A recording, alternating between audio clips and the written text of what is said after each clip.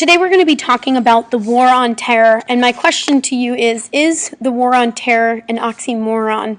And is war on terror, is war terror? The picture here is of the bombing of Baghdad in 2003, the beginnings of American occupation of Iraq, and something that I actually personally watched live on the news when I was in high school. This is something to be thinking about. Is war terror? And can we have a war on terror? And certainly there are people out there, usually pacifists and anti-war people, who consider war to be terror. War in and of itself is terrorism. And this is a really important question to keep in mind. Can you fight terror with terror? The war on terror has really strong historical origins, so I'm going to go back in time a great deal here to understand some of the issues involved. The Bretton Woods Agreement, this is a little piece of New Hampshire history, was an agreement which created a system for exchange rate management. It set gold as the standard for all global money and the dollar as the backbone to global trade. So when you hear, if you listened to the BBC or listened to foreign radio or foreign news, they would be constantly comparing their monetary value, so whatever their yen or the euro, they're constantly comparing that to the dollar. And so the Bretton Woods Agreement basically set the dollar as the center of all global trade, putting the United States as sort of the center point of the global economy. This agreement took place at a conference that was held in Bretton Woods, New Hampshire in 1944, just before the end of World War II. This agreement and this conference also created the IMF. IMF stands for the International Monetary Fund. The IMF lends money to developing countries to help them become industrialized. And I think it's important to talk briefly about the word developing.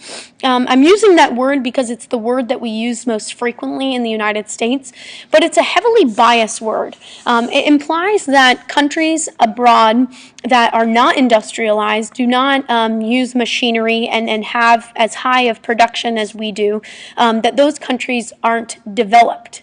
And so when we use the word developed, I think what we mean is economically and using machinery and having a lot of production, industrialization.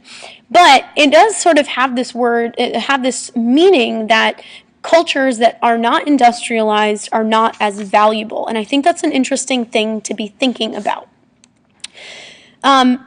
What the IMF does is it lends money to other countries to help them produce more and to become industrialized, which is arguably really helpful to these countries.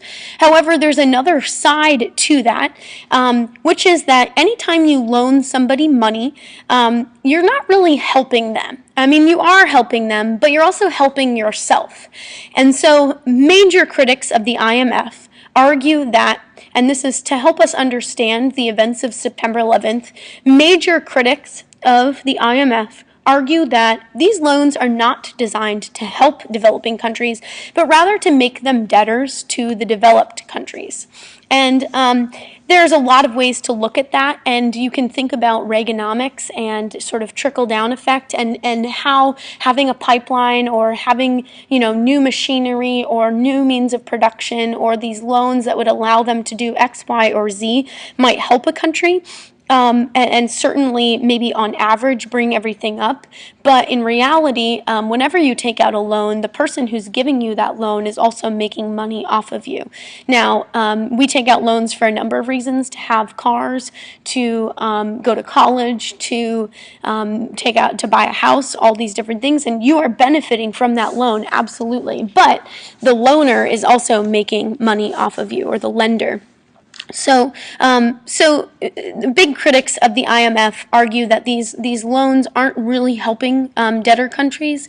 And a situation that we see playing out a great deal is that governments take out the loans, and so maybe a dictator in some country will take a loan from the developed from the developed world, and will use that money to benefit the industry that they work in, but will not use that money to necessarily benefit their people. And so their people still are struggling while the dictator or the ruling class is doing well, and that is a problem. So one of the things that we did is we created something called the World Trade Organization, WTO. It's a similar organization to the IMF, except its job is a little bit different. Its job is to regulate the global rules of trade between different nations. And what the World Trade Organization does is it ensures that, and I pulled this directly off of their website, that trade flows as smoothly, predictably, and freely as possible. And what the World Trade Organization is describing there is capitalism. The way that we can tell that trade is flowing smoothly, predictably, and freely is if the goods that are offered at the cheapest price, or the services that are offered at the cheapest price, are the ones that people are buying. This is essentially getting into conflict between free trade and fair trade. And what I mean by this is, this does not necessarily protect human rights or fairness. What the World Trade Organization does not do is it does not ensure that people that need money most or need goods and services most get it. What it ensures is that people that have money will be able to buy whatever it is that they want to buy, and want to ensure that they can buy those things at the cheapest price possible. So, major critics of capitalism and of the World Trade Organization and of free trade argue that the United States, for example, you don't ever hear about the United States struggling from major famines or we have droughts, but we don't have mass numbers of people dying of dehydration or unclean water. The poverty that we have here in our country is certainly an issue and something that we need to address as a country, but it is not as dramatic or as it is in foreign countries. And so, we still have access to a great deal of clean water, and we are able to buy water here in our country. Whereas abroad, people that actually need the money and need water and can't afford the water can't get it. And so what fair trade does is it tries to set prices at what is fair for the amount of labor and time that you put into things, rather than how competitive you are with other people. The United States, we have access to machineries and machines and other things that make it so we can produce things really cheaply, whereas other countries who really, really need us to buy their products can't compete with our prices, and vice versa. And so the money goes to the people who can compete. It doesn't go to the people who necessarily need the money most. So I have a number of documentaries up on my website about September 11th, and I think it would be really helpful for you to watch those documentaries and get a refresher on what really happened on September 11th, 2001. Following September 11th, there was an anti-Muslim culture that took over our nation sort of as part of our nationalism following 9/11. Hate crimes against Muslims skyrocketed. You can see this chart from the Gallup poll, anti-Muslim hate crime incidents between 1995 and 2008. Mostly before 2001, anti-Muslim hate crimes were below 50 nationally. And in 2001, there were 481 incidents of Muslim hate crimes. These are not just, vandalism like you see in this picture here, but it also included murders and attacks on Muslim people. And you can see that since 2001, hate crimes against Muslims have been much higher than they were prior to 2001. Here are a couple pictures of examples. It is not your country. Which is interesting, and that is reminiscent of Pearl Harbor and our treatment of Japanese Americans after the events at Pearl Harbor. A reminder to you that Muslim Americans are still Americans, and while we need to increase our security to deal with the threat from Middle Eastern people that have been radicalized, threatening our security. The people that we were attacking most in these hate crimes were Americans who were just as threatened by foreign attacks as as white Americans and other Americans. This one says, Muslims go home. In response to 9/11, two major acts and changes happened. Congress passed something called the Patriot Act, which gave the president freedom to interfere in the lives of Americans to protect us from terrorism and go to war to defend the U.S. against terrorism. We also created something called the Department of Homeland Security to carry out our homeland defenses. President Bush creates sort of a new doctrine of foreign policy. So the Monroe Doctrine said that we would like to separate ourselves from Europe. You stay over there, we'll stay over here.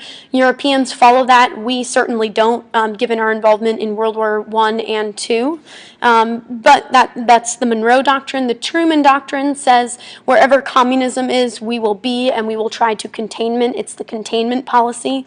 And the Bush Doctrine is very similar to the Truman Doctrine, except you just take out the word communism and you add the word terrorism. So the Bush Doctrine says wherever terrorism threatens the United States and its allies, especially Israel, the United States will respond. We used the Bush Doctrine to justify increasing security, especially at the airport. Before 9/11, you were able to pretty much walk into the airport without much security. We also restricted travel back and forth from the Middle East. Anybody that travels there and comes back is considered suspect and is probably going to be searched, especially if you are a Muslim person. NSA spying on civilians was increased under the Bush Doctrine and justified by the Patriot Act passed by Congress.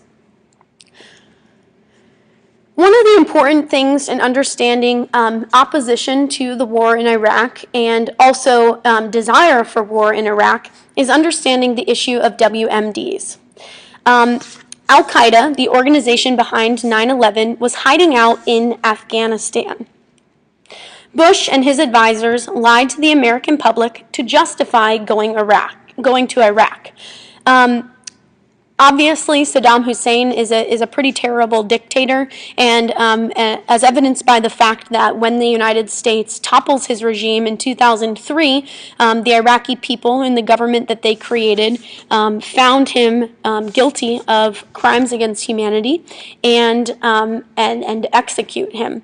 So he is not necessarily somebody to defend, and certainly I wouldn't do that. But the American public, or the Bush administration, really wanted to go back to Iraq and get Saddam Hussein.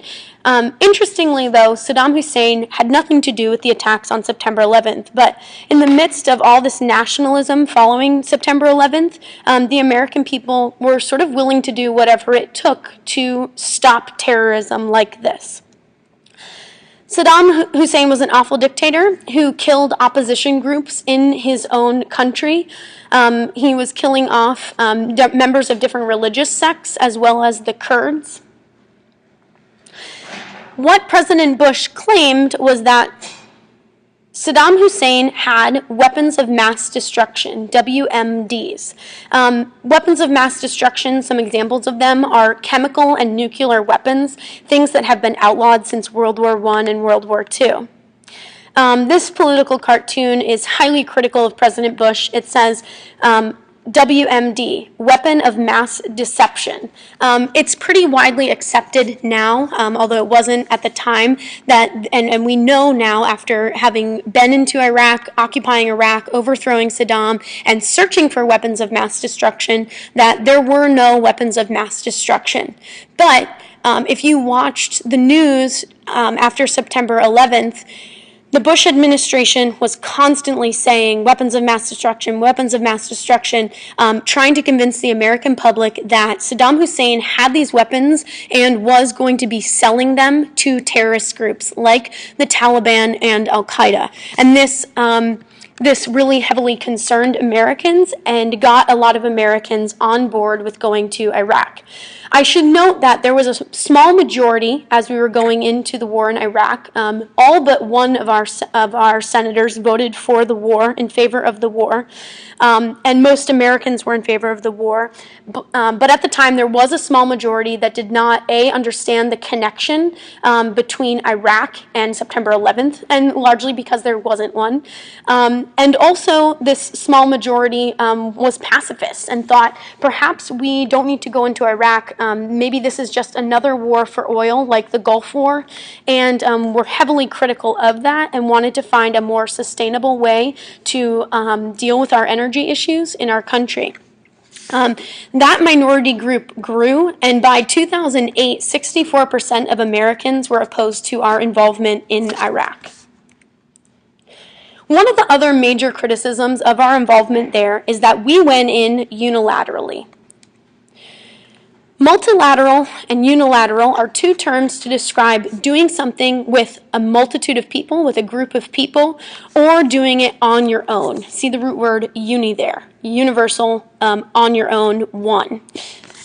So many people are critical of President Bush because very few countries, the UN did not support our involvement in Iraq, France did not support our involvement in Iraq, Russia did not support our involvement in Iraq, and many people were frustrated that we were going in doing something on our own when clearly it was not something that was endorsed by other countries.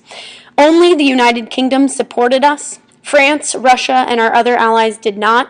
In fact, many Americans in their nationalism were so upset that France wasn't supporting us that we stopped calling French fries and instead started calling them freedom fries, which is kind of funny. The United States is now fighting two wars. The first war is in Afghanistan, and the goal of this war is to stop Al-Qaeda, the organization responsible for 9/11.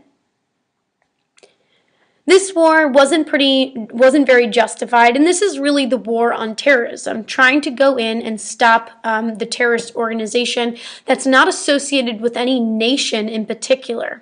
You can see that Afghanistan is between Iran and Pakistan on this map. It's a mountainous, arid country, and it's really difficult, apparently, to track down Al-Qaeda in these mountains because there are lots of places to hide, and there are many Afghans who are loyal to the terrorist organizations that are hiding out there. And so this particular war takes a great deal of time. Additionally, the United States justifies going into Iraq, and the purpose of going into Iraq was to overthrow Saddam Hussein, who had basically come out and said that he would not support the United States in its war on terror. He justified that answer basically by saying that the sanctions the United States had put on Iraq was terrorism, and that American aggression in Iraq was evidence of terrorism, and he wouldn't support us. And so we went in to overthrow Saddam Hussein and stop his awful dictatorship. We did not have international support for doing that. In fact, the UN condemned that action. Great Britain did join us, but they joined us for the second part of this. They joined us because they felt, like we did at the time, that there was a legitimate concern that Iraq did have weapons of mass destruction, and so we went in there to seize the weapons of mass destruction, or the WMDs. We also went into Iraq to promote democracy in the Middle East. Perhaps we could use Iraq, if we overthrow Saddam and establish a new system of government there, perhaps we can use Iraq as a role model for the possibility that the Middle East can be democratic. Oil? Question mark? And that's an interesting question, and one that was heavily criticized at the time. Is this another war for oil?